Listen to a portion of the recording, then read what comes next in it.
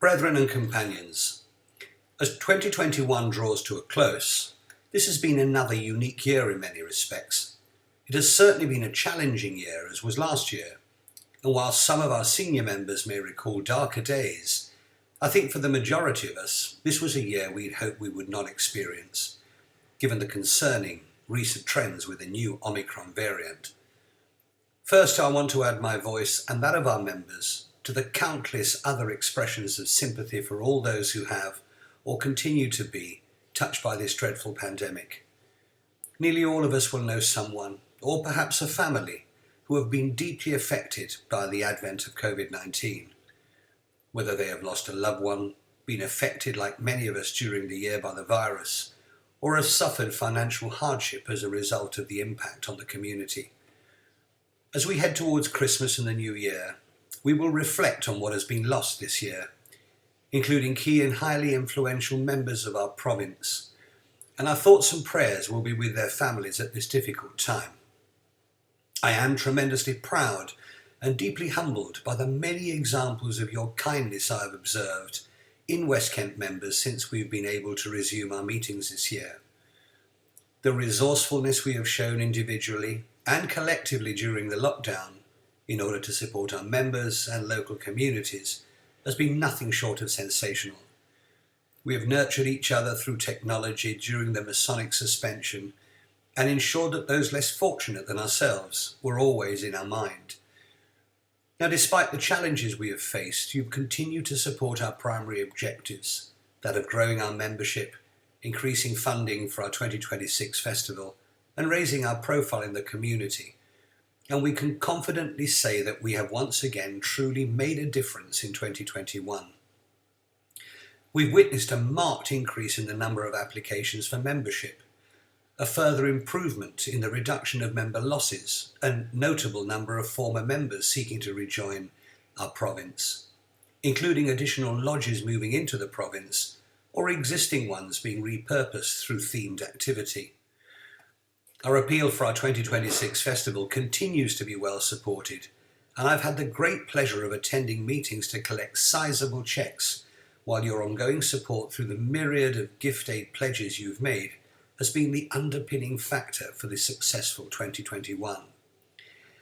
And we've undertaken a number of external events during the year, some with our colleagues from the Order of Women Freemasons, where we've been prominently featured in the community and raised great interest from the public. But brethren, the crucial lesson we have learnt during this Masonic suspension is that we now all know just how much we can evolve, adapt and change, and precisely how quickly.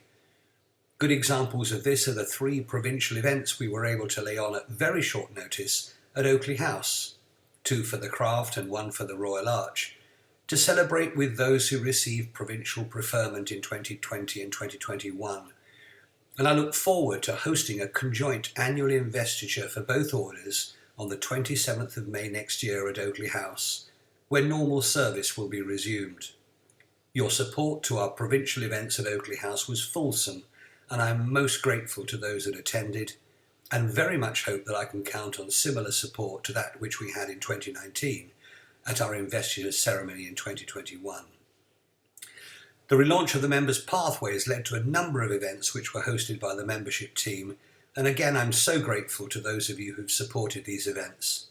Remember, brethren, we are a Members' Pathway province, and it is this way in which we will continue to grow our numbers.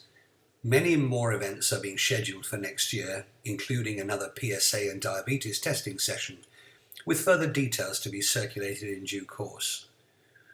We are a body of men in West Kent who, by our very nature, are benevolent and remain optimistic. And yet again this year we've proved without doubt just how willing and immensely able we are to changing circumstances. And we've nothing to fear for 2022. We continue to be a dynamic and vibrant province, bursting with new ideas that are focused on the province's objectives and priorities, to retain and grow our membership like never before, raise more funds for the festival, and increase our engagement with the community. We now know for certain, categorically and without doubt, that we have faced yet another challenging year and come out stronger. I'm so proud of our membership especially those members who work tirelessly on a voluntary basis for the benefit of others, silently, without fuss, and in the background. And I include our secretariat and ceremonial teams in both orders in that group. But the sheer work that our Craft and Royal Arch executive teams, especially Mark Arles Thomas and the late Brian Saunders, my deputies, both of which have supported me with such dedication during the year, has been simply breathtaking, and I'm honoured to have them as part of our team. I remain honoured to stand alongside you as part of this very special province. My sincere and heartfelt thanks go to each and every one of you for everything that you've achieved during 2021 and in the expectation of even greater achievements from us all in 2022 and beyond.